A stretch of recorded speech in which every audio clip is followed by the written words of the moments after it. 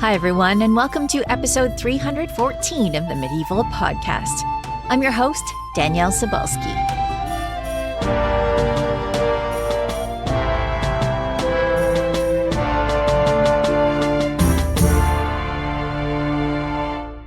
This year, we've spent some good quality time with early medieval queens, digging into their mysterious and spectacular lives and reigns.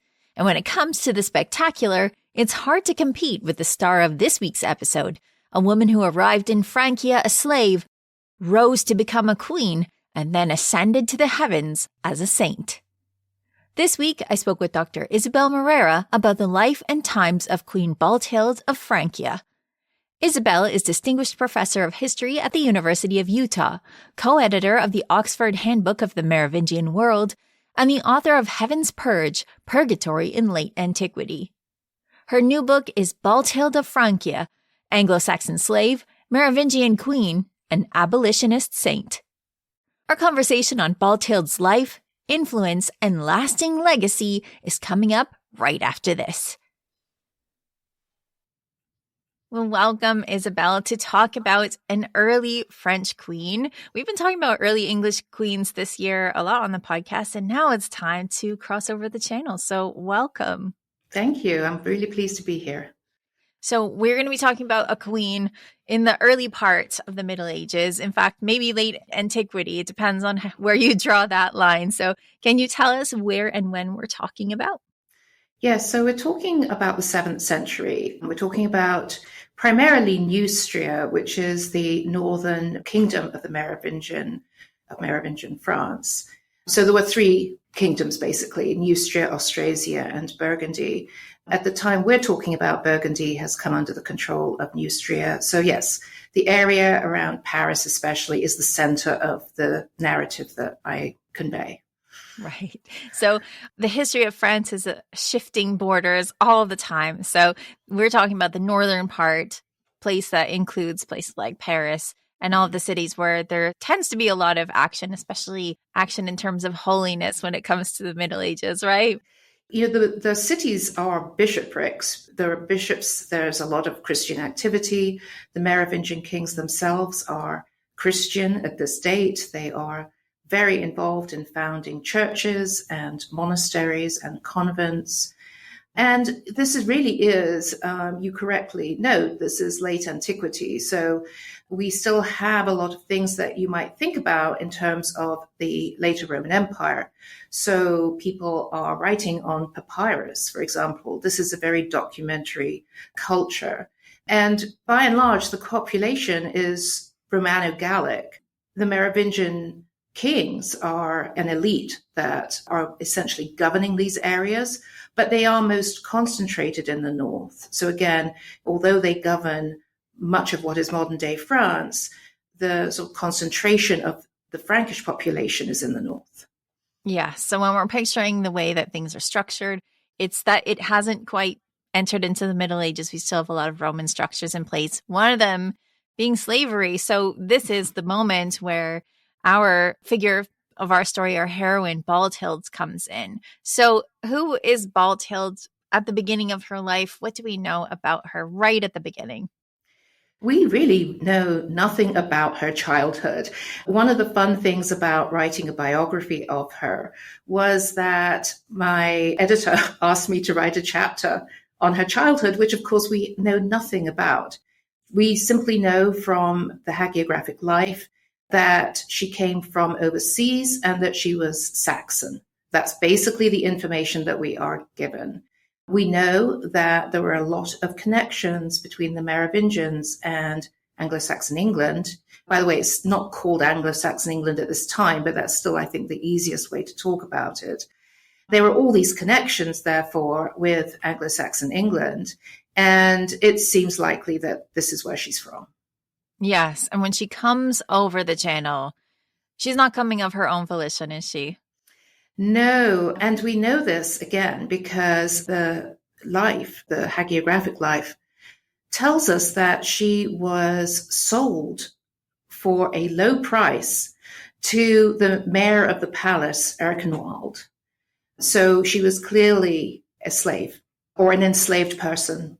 She was clearly not coming of her own volition, and she was bought. So when we're talking about the mayor of the palace, we should probably figure out who this person is, because in terms of if you're going to be an enslaved person, she landed in a place where she could be taken care of relatively well. So who is the mayor of the palace? So this is Erkenwald, who, as I said, he seems to have had some connections with England, but he occupies the most important position apart from the king. So the mayor of the palace is sort of like a prime minister. The king still has most power, but by this time, the mayors of the palace, who are often representing the interests of the elite at this time, they have become very powerful. And they are simply to go on and become even more powerful after this period. So he's expected to have a pretty big household. Do we have any idea of what Balthild might have been expected to do as part of her duties within the household?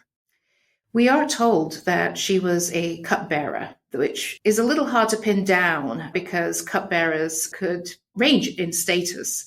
But this appears to have been an honorable position in this household, and it probably meant that she was attending official banquets and would provide wine, maybe to Erkenwald and his wife and to others.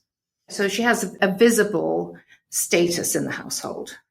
Yes, and this is going to be important to her story later. But before we move on to that, how old do we think she is around this time? I know that with the Middle Ages, we're always best guessing, especially at this moment. How old do we think she was at this time? Yes, very hard to know. We don't know when she was born. I had to make some decisions in writing about her, and I decided that around 650, when she eventually marries, that she's probably around the same age as her husband, in which case she would have been 15. So when did she come into the household of Erkenwald? We don't know, but she was young. She must have been really quite young. And we find in later legends, and we'll get to what people are saying about her in later times in a minute, but when people are talking about her later, they say that her origins were definitely royal. But we don't know this, do we? No. And in fact, I really doubt this. A big part of my argument in the book is that this is incorrect. I do believe that she was somebody whose status was simply not royal. She may not have been the lowest of the slaves, but she did not appear to come from a royal family. And a really good indication of that is that in the earliest documentation, we hear nothing about her family. It's only in later documentation that she's presented that way. Right. And when we're talking about Balthild being enslaved and brought to this immense palace, well, I'm picturing it as being pretty big and full of people. She is not the only person who's being enslaved at this time. I sort of want to set the scene for this, where enslavement and the selling and the trading of slaves is really, really normal at this time, sort of from that Roman legacy, right? That's correct. We know from another source that the trade was quite active. We're told that especially around the 640s and 650s, that these captives were coming across to France as slaves, and that they were as numerable as sort of flocks of sheep. So there were a lot of them coming over at various junctures. And it's going to be important later in her story that people are starting to distinguish between whether a slave is Christian or not. So do we have a sense that she is Christian when she arrives in France? Again, we don't know for certain, but I think it's highly likely that she was. I think that it was likely Christian slaves who would have been adopted into established households. Yes, because there's always that concern that there's going to be, this quote unquote contamination across religions at this time. So it seems like maybe a safe choice to have a nice Christian girl to enslave and have at your palace. Yes, although the legislation at the time, the church councils were very against this notion that Christians should be enslaved and transported as slaves. But evidently they were. Yeah. And this is the environment in which she begins her life in terms of the history of France. So she's there, she is serving wine to important people at the highest echelons of France, and she gets spotted, maybe intentionally, maybe unintentionally, by the prince. What happens next? Well, we're told that she was married to Clovis II, who was, as I said, probably about her age, marriageable age. And this was probably arranged by Erkenwald so that she would be a queen and that he would gain some influence through her. Now, I've said prince, but remind me, was Clovis already king at this moment? He was actually already king. He would have embarked on marriage at the point where he was coming out of the regency of his mother. So he had become a king at a very early age through the death of his father. He was about 5. But his mother, Nantchild, had been regent for him. So he is still young at this point, sort of finding his feet as a king. And he gets married. What sort of sense do we have of Clovis as a person? Because one of the things that you mentioned in your book is that sometimes there are kings marrying enslaved people, and the implication is that the king is weak and this is a way to control him. So what do you think is happening with this marriage? I do think that the king at this time may have been, if not initially, then over the next few years of marriage, was certainly perhaps getting sick or was mentally challenged. It's interesting that in cases where slave girls were married to kings and it's recorded, it's often to kings who are described as weak in some way or feeble-minded in some way. And you can imagine that a mother-in-law, for example, would bring in a slave girl, marry her to the son as a way to continue her power in that dynamic. In terms of Clovis II, we hear from some sources that he was a drunkard, that he was a lecher, all the bad things, but also that he was weak-minded. Yeah, it's hard to know from such a distance. And yet these are the things that we really want to know, because in so many other areas of the world at this time, people are marrying someone of an equal status, maybe even a higher status, so that they can make these connections. And yet here, there's the king marrying an enslaved person. And so you really want to find out what's going on behind the scenes. There may be some other ways of explaining this. One is that if the king had married into noble families at this time, a dangerous factionalism could have arisen from a situation like that. And so there could have been that. Merovingian kings in the previous century, some of them had married foreign princesses. Those marriages hadn't, on the whole, gone down very well, it seems. And so here was an opportunity to have women bear children for the king with sort of minimal influence themselves during the marriage. However, this idea is based on the notion that Merovingian kings, that all of their progeny are royal. They have the royal blood. They have the potentiality to rule if that is the future that they have. And so really the woman is simply a vessel for this powerful strength of the king. And so he didn't have to marry somebody of his even close to equal status. Yes, well, she's definitely not of equal status. And one of the things that you mention in the book as well is that she is probably not educated either because of her background, because of the way that she had been brought up. We don't know how she had been brought to France as a young woman. And we don't really know that she was educated. In fact, your sense of it is that she wasn't educated. And again, this is something that sort of makes her stand out from other queens and other points of history. Yes, and again, it's a hard thing to determine exactly. And I'm reading quite a bit from the hagiographer who, when writing about her life, says that she was sort of a nurturing figure But he never makes claims that she instructs the young people at court or anything like that. And that is different from some of the other female lives at the time that very specifically note that they had some form of education. Because this is part of the role as a mother under Christian tradition, especially when we're talking about the ideals at the time. And so this is something noteworthy. And I think it was worth your picking up on in the book because this is something that is an important part, I think, of Balthild's life. So she does have some children. What do we know about her children? Because there's a lot we don't know about her children. Right. What do we know? Well, so first of all, we do know their names. That's something already. We don't actually know for certain about their birth order. Again, this was a decision that I made in the book to go with a particular birth order that seemed to make sense of the sources. So she has 3 sons, and they each in turn become kings. They are born within 5 years of marriage, which I think shows Balthild to have been a healthy young woman who probably received good childcare, natal care, and she remains healthy too. The first son, Clothar III, was probably the son closest to her because when her husband dies, she is regent for him and she is actively working with him on various policies that she's interested in.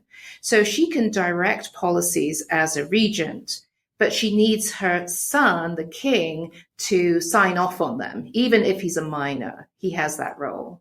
So that's one thing we know about him is that he is important in the early part of her regency. The other 2 sons, the second son, Childeric II, is sent out to the Eastern Kingdom of Austrasia. He becomes king of Neustria for a short period of time. He and his pregnant wife are murdered, and it was a great scandal.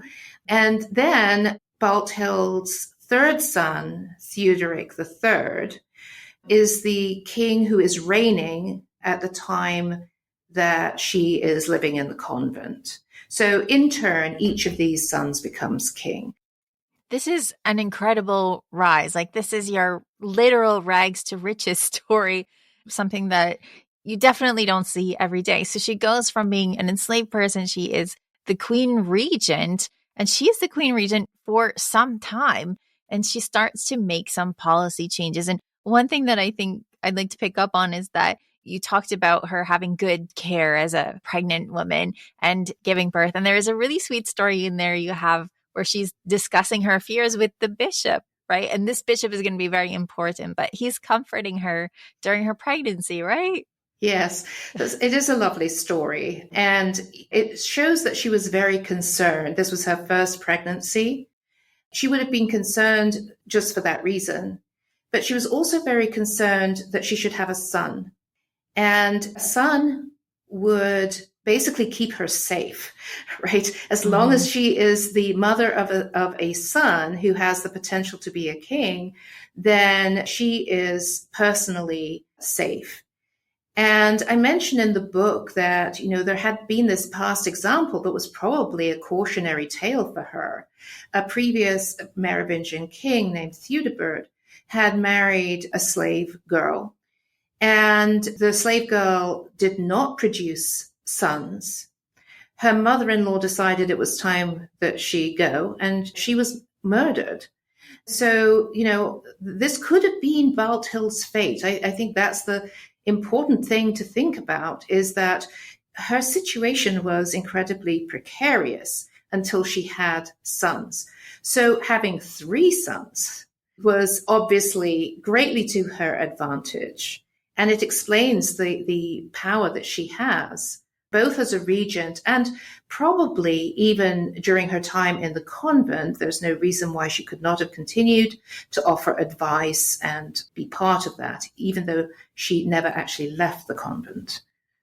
So one of the things that she is perhaps most remembered for is when she has the power in her hands, she starts to use it to help other people. And these are the things that are written down and the things we remember. So we'll get into the spicy stuff in a minute. But she's remembered for working towards helping enslaved people. So tell us about this.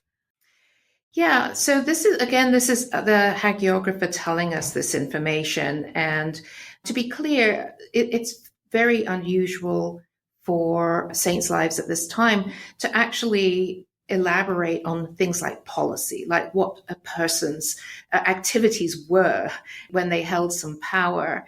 And what we're told is that she was involved in rescuing slaves, male and female.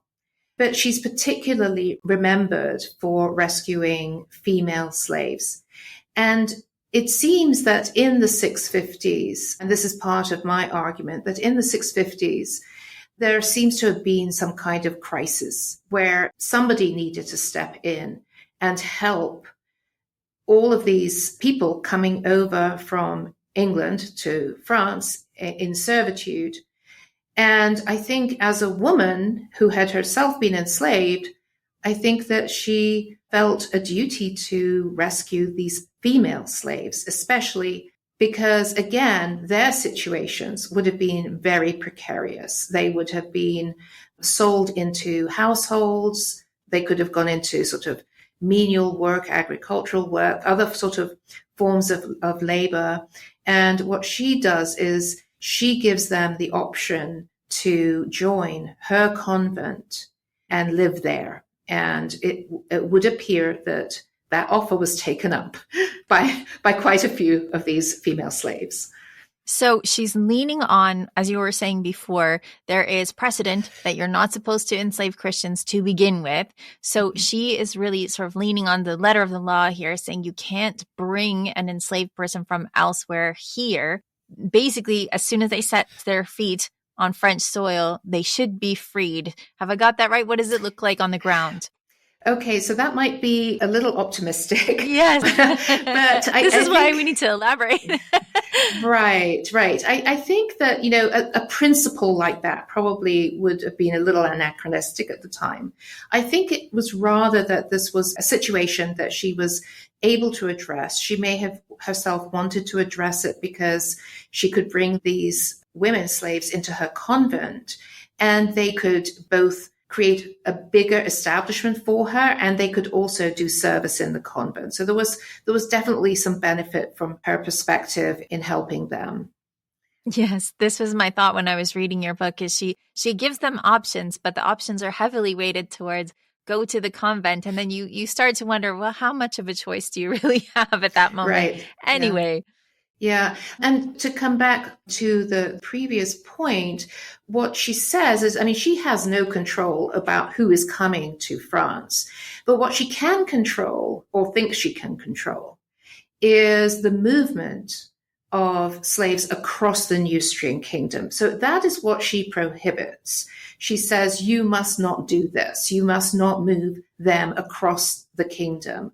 But if you say that, if you now say that you cannot sort of sell them on to other places, then you have to provide a solution for them. And that's, I think, the context in which we see this activity. Yes. And so do you have a sense, again, this is so far back in history, but do you have a sense of how this was received, where people didn't just laugh her out of the kingdom when she said this? Like, how do you think this was received by the court, the people around her, the people supporting her? What do you think? Well, again, we only have the statement that she did this and that she was successful in doing it. In terms of the controlling that trade, her basis was her own authority. We can't tell whether it was entirely successful. We can't tell if, her commands were fully obeyed. But I think what's interesting in this is that she made those commands, that she identified that as a problem that could potentially be solved by commanding this, and that was in her power to do. The whole notion of rescuing captives had a long history, of course, and bishops are often credited with that as part of their piety, right? That they rescued captives. So in that respect, she's doing something that religious leaders did or claimed to do. In her case, we know that she was very much in partnership with this bishop, Eligius of Noyon, who was also in the process of rescuing slaves. And we know that from his vita. And he starts earlier than her. He's an older, he's sort of an eminence grise at the court when she is there. But I think that he may have viewed her both as an ally to the activities that he was already engaged in. But I think that the convent solution was one that she was particularly equipped to handle. Yes, it seems like one of those moments in history where there is a joining together of forces that allows things to be possible that weren't possible before. Because as you say, the bishop has already made moves in this direction. And then he has a queen that is obviously sympathetic to the cause. And together they can move forward on this, or they believe they can move forward on this. And it's something that hadn't really been moved on in the same way before. So it's an interesting moment. And this is the whole reason that you're on this podcast today, because Balthild has a very interesting history herself. Mm-hmm. One of the things that she also worked on was to prevent or help prevent or try to prevent infanticide. So where does this come into her story? Yeah, so Balthild was credited with a number of sort of reforms, right? And infanticide, prohibition of infanticide was one of those. On the face of it, it just sounds like, yes, you should prohibit infanticide. Yes. But when I was exploring this, it seemed to me that the narrative around that was sort of interesting, because in the narrative, it says that men, it sort of specifies men, were killing their children because they didn't want to pay taxes, which is a very strange kind of story. It seems that the people who were complaining of this were not poor peasants, but rather this seems to have been a situation where there was unhappiness about taxation. And one only has to think that, she is part of the government, that she's part of the taxation process. And I sort of made a bit of an imaginative leap to imagine that perhaps her plowing funds into rescuing captives and putting them up in convents and in other ways, that this could have been burdensome on the treasury, and that she is perhaps responsible for wanting taxation, and that might be resentment that these English people coming over as slaves are being treated in a particular way that other people are not. There are all sorts of possibilities around it. It did seem that it was a more complicated story than simply saying, really, you shouldn't kill infants. Yes, when you put it like that, you shouldn't. And so this is, again, an interesting thing that sort of came out. And of course, this is coming, I think it's coming from the story that's written about her in order to canonize her later. So this is something that is sort of female encoded, as well as making sure that you're taking care of babies. Mm-hmm. And also the other thing that she sort of took under her umbrella, or her file in government, was the burial of the dead. And this was a very interesting point in the book as well, because there seems to have been almost an obsession in conjunction with the bishop's work here, where they had to go around and bury the dead. And they were so enthusiastic about it that they accidentally buried someone who was alive. So what's happening here? Yes, we're told that they almost buried somebody alive. They were so enthusiastic about it. Yes, it's a little hard to fathom exactly what is going on here. It does seem to suggest that people were dying in the open, perhaps as a result of being in conflict or murdered or sickness or something, and that there's a sense that it's respectable to bury the dead, and that this is something that a bishop would likely do. It's interesting that not all bishops are attributed with this desire. So this seems to be a pious act.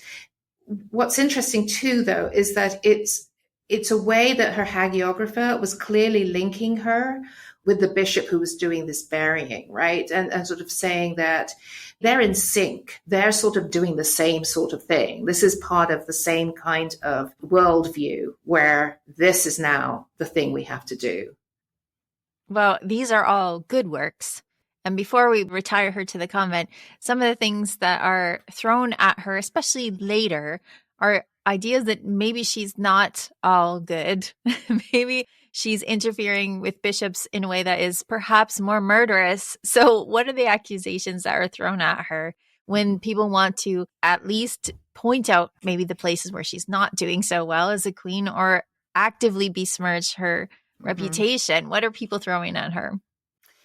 So the hagiographic life tells us that she militated against simony. Simony is the purchase of ecclesiastical office. And so the hagiographer wants us to know that she's on the up and up. Bishops should become bishops the proper way and not because they pay for their offices.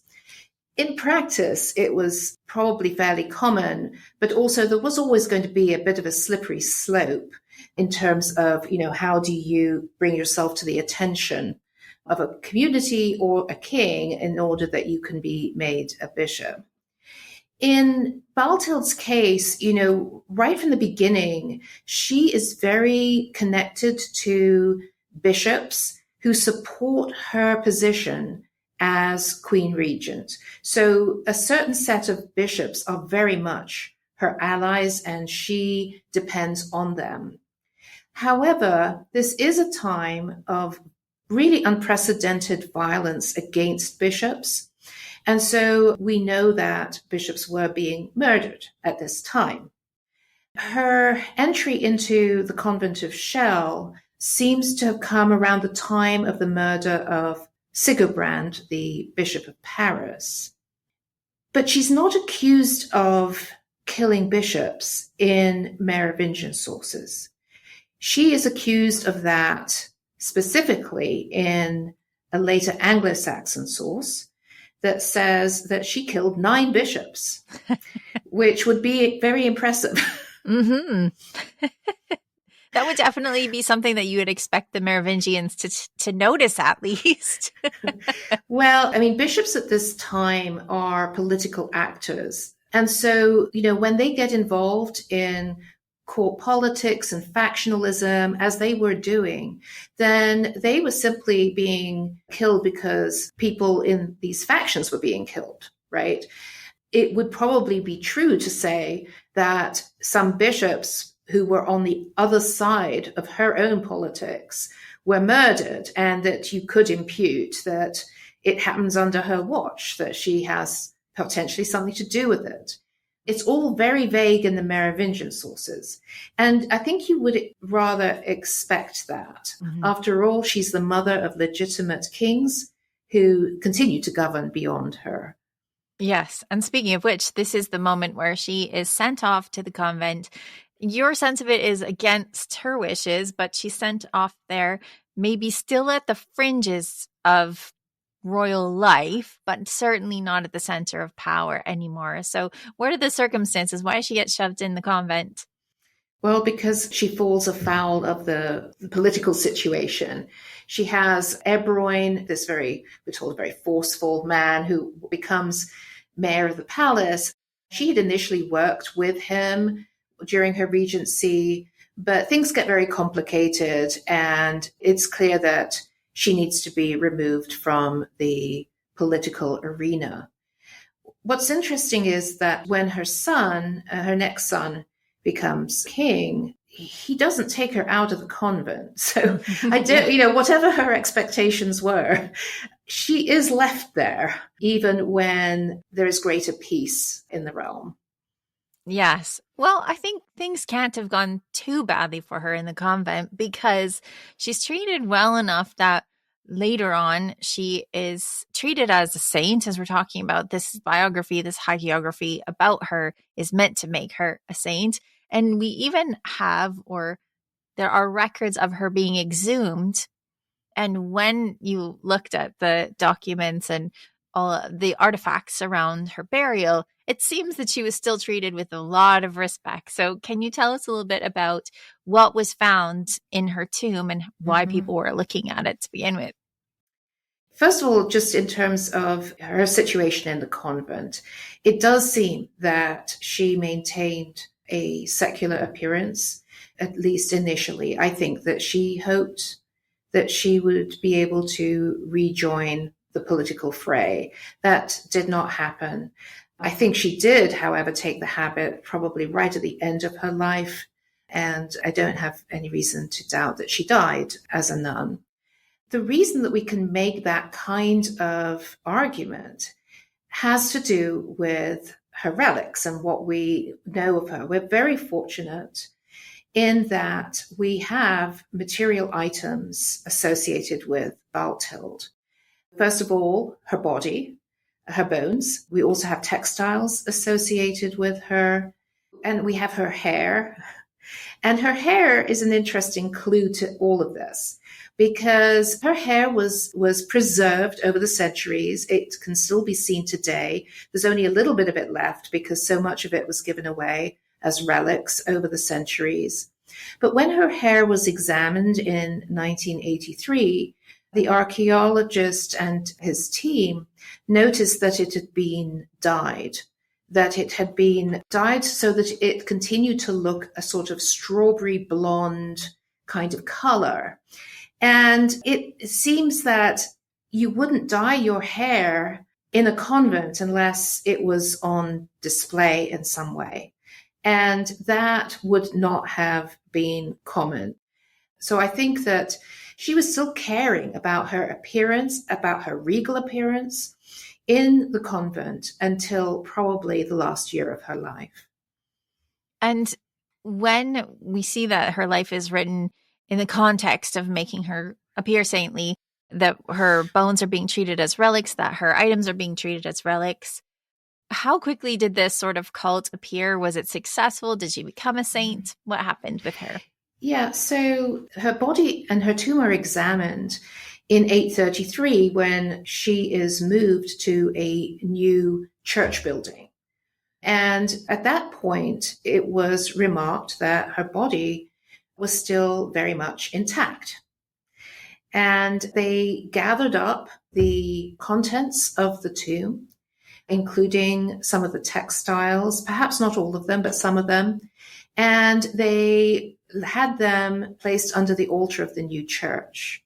So her remains are being placed somewhere of prestige, and we're told that miracles occurred. So she was definitely being viewed by the 9th century as a saint, but the formal process of sanctification, I was not able to track down. That might be something to somebody else can find. But I saw some indications that people thought that she had been canonized, and it would make sense that she could have been retroactively canonized, but I wasn't able to track that down. She does appear in Ouzoard's Martyrology in the 9th century, and that usually is as good as it gets for early saints, right? If you are already being listed as somebody that congregations can pray to and observe their feast days, then that has put you into that rank. And she is remembered through the centuries. We know this not only because she was looked at in 1983, they looked at her bones and all the relics associated with her, but she also had kind of a mixed reputation. And when we were talking before we started recording, you were like, I want to mention this painting. Tell us about this painting, because this is a story that does not look good for her. Tell us about a famous French painting about the story of Balthild. Right. So there is this medieval story about Balthild that is quite unusual. I'll explain the story first, and then we can sort of talk about the painting. So the story is, and this is a medieval story. The story is that she and her husband have their sons, and that her husband Clovis decides to go on crusade. So you can already tell the story is not a Merovingian story, right? Yep. So the husband goes on crusade. And in the meantime, she's left as regent. And her sons, who appear to be fully grown, are colluding with the nobles to take over the kingdom while their father is away. She quickly recalls her husband, tells her, this is going on, come back. He comes back and he issues justice against the nobles. He executes them and so forth. But what are they going to do about his two sons who were responsible for the rebellion? And he decides to basically hand the problem off to their mother, Balthild, who, we're told, prayed to God and was divinely given this solution, that the sons should have their hamstrings dissolved away with a hot poker, so that they were lame, they could not walk, and that they would be placed on a barge in the River Seine without a rudder and just allowed to float so that God could do with them whatever God wanted to do with them. The story has a somewhat happy conclusion insofar as they drift downriver towards Rouen and towards the monastery of Jumièges, where they are rescued.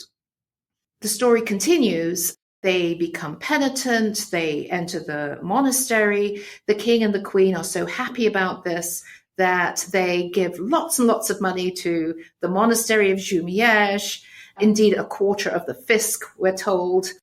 And so this is a story that clearly is trying to make a connection of the medieval convent of Jumièges with this royal family. The story was not very well known, I think, until it was sort of rediscovered and published in the early 19th century. But this painter, Évariste Vital-Luminet, decides to paint this image of the two boys on the barge, having been hamstrung. First of all, the picture was considered scandalous at the time when it was exhibited at the Paris Salon in 1880. But it also sort of becomes a meme. It becomes a cultural moment that people associated with Balthild. And so, for all these centuries, she's this good saint. And this story was also, by the way, supposed to indicate her being a good mother, a pious mother who finds an ideal solution. But it was clearly shocking to the visitors to the salon in 1880 when they saw this painting. Well, it totally fits with that 19th century idea of what's medieval, right? It's shocking and horrible and tied up with royals and with religion and all of those things. And so you have a picture in the book so people can check it out when they look at the book. And next time they see two sad-looking boys on a river to do with France, will know that it has to do with Balthild. And I also wanted to thank you because one of the pictures that you have in the book is from the Luxembourg Gardens in Paris. And that reminded me, I've only been to Paris once, but that was one of the places I went. And I took some pictures of those beautiful statues of queens and women over French history. And I didn't have a picture of Balthild's statue. I do have Anne of Austria because I like the Three Musketeers. And it turns out that I also have a picture of the statue of Valentina Visconti, who's somebody who, I had no idea I was going to be a medievalist when I was visiting, but she's somebody that I ended up talking about this summer on my miniseries, The Glass King. So thank you for allowing me to go back and visit these statues. There is a beautiful statue of Balthild. And yet tell us about this statue because she is becoming a symbol in this 19th century moment of abolition, if nothing else. So tell us about this statue before we go. Yeah. The context for her statue is this civic beautification program that was being carried out by King Louis Philippe in the 1830s and 40s. And these were meant to be statues of queens and illustrious women. And Balthild is there as one of them. I was very interested to know why her? Why did she get picked? And the immediate answer, the sort of easiest answer, is that she is connected, her cult is connected with the family of King Louis Philippe.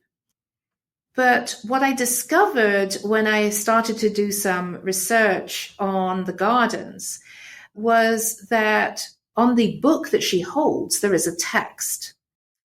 And the text says, abolitio servitutis, so abolition of slavery. Interestingly, that text is really hard to find anywhere else. If I hadn't come across that in research, I would not have known that that was what is on there. You cannot see it from the ground. You can only sort of see a little bit that there's some kind of text there, but you can't identify it from the ground. But that sort of gave me a clue that this was an interesting version of Balthild that was worth exploring further. And so I started to do some research into the sculptor of that statue, Victor Terrasse, to see why Balthild was being portrayed in that way. Up until then, the most common way that she was portrayed was as a nun, as a royal nun. So this was definitely different. Now, all through the centuries, they knew that she had been a slave, although they now think they thought she was a royal slave, and that she had been involved in rescuing slaves. But it never really stood out to them as the most important thing to know about her. So it is noteworthy that for Victor Terrasse, when he does just a little bit of scratching beneath the surface to find out who is Balthild that he's going to get to actually make a statue of, he sees this, I think, as an opportunity to make her relevant, right? Because this is precisely the moment, really just before France ultimately abolishes slavery. France was the latest European country to do so. Slavery is not abolished in France until 1848. And Terrasse's statue, with this engraving on it, predates that by a year or so. So it very much seemed to be, a moment in time where Balthild could be used to convey a political message in a royal context, which was necessary because this was the time of King Louis Philippe. But 1848 was also when King Louis Philippe was booted out, right? And so the project of putting up queens in gardens became far less appealing after they got rid of their king. Yes. Well, I mean, this is one of the reasons why it's so interesting, is because if you're going to have a statue of someone, there needs to be a reason for it. And it can't just be these women are beautiful, because they're all beautiful. How can you tell the difference between them? One of the ways is their outfits, one of the ways is the labels, but they have to have symbols attached to them. And so I think this is so interesting because Balthild, I think, has fallen out of fashion. Again, I don't think people are looking at her very much right now, but it's interesting how she is brought forward as being this sort of icon in a way that maybe she might have approved of, in the 19th century, which is not something you can always say about the way people looked at the Middle Ages in the 19th century. Mm-hmm. I mean, she was put up there also because she was a regent. So a lot of the people in a lot of the statues are of queen regents. And that was sort of had some historical importance for Louis Philippe's family also. So she's there as a powerful woman, as a regent of France. And she's there as somebody who has policy in her name, and that is being represented on this statue. It's actually a very strong image of a political woman in the public sphere at a time when that was not that common. So I think her statue is very interesting in that way. I also, thinking about it later, feel that what might be just as important is the representation of her as a woman, as an abolitionist, because abolitionism was so much associated with men. Women were writing books, anti-slavery books. They were involved in the movement, but statues weren't being made to them. Yeah. So I think this is a little unusual there as well. Yes. Well, as we get to the end of this, I'm hoping people will look online, find the statue because it's absolutely gorgeous. Find it in your book. But this sort of gives me an opportunity now to say we are, again, further past the 19th century. This is your moment to tell us Why do you think that Balthild should be remembered? Well, I think that she should be remembered because she was a powerful woman who, had an extraordinary life, who did something with her life, and who has this sort of long cultural afterlife. I also think that it's helpful to know individual people for an era that you might be interested in. I've always felt like, what would it be like to do Tudor history and not to have biographies of Henry VIII and Anne Boleyn, right? I think in creating a biography of Balthild, I'm hopeful that people will come to know the Merovingian era better through the vehicle of her extraordinary life. Well, I'm hoping that that wish comes true and that people will find your book, read about it, because you have so much in here that is beyond just one single figure that lets people know about the Merovingian world in general. And of course, this is something that a lot of us need to learn more about. So thank you so much, Isabel, for coming on the podcast and telling us all about Balthild's extraordinary life. Well, thank you, Danielle. This has been a delightful conversation. Thank you. To find out more about Isabel's work, you can visit her faculty page at the University of Utah. Her new book is Balthild of Francia, Anglo-Saxon Slave, Merovingian Queen, and Abolitionist Saint. Before we go, here's Peter from medievalist.net to tell us what's on the website, and we're not going to keep him long because, Peter, it sounds like you're pretty sick. Yeah, a little bit. A little bit under the weather this weekend. And yet, you're here. You're here, ready to tell people about the Middle Ages. Indeed. And, because we know our audience at medievalist.net loves medieval phrases, we have created a piece called 10 Medieval Phrases That Deserve a Comeback. We were just talking about this a few weeks ago, how we need to bring back the wolf in the story. What a cool phrase that is. So what have you got for us on your list? Yeah, one of them actually has made a comeback. In the 14th century, people would say at 6 and 7. So we can find that in Chaucer, for example. And it's a way of saying confusion or disorder. It's kind of based on dice. Mm-hmm. And now the people at dictionary.com have come out with their 2025 word of the year, which apparently all the kids are saying is 6, 7. Yes. I have to say, I have teenagers, and it's driving my teenagers crazy how often that the younger people are saying 6, 7. So what you're saying is the young people have been reading their Chaucer and they mean at 6s and 7s. That's what they mean. That's undoubtedly, right? That's, it has to be. So, because it kind of has the same kind of uncertain meaning. So It's kind of a very loosely defined phrase that right now kind of means maybe this, maybe that. Yeah, I think that there's lots of competing definitions for what it means. And I mean, that is definitely something that you can connect back to the Middle Ages. What do people actually mean when they say these things? Indeed. I love how language has changed and evolved. And in this case, come back again.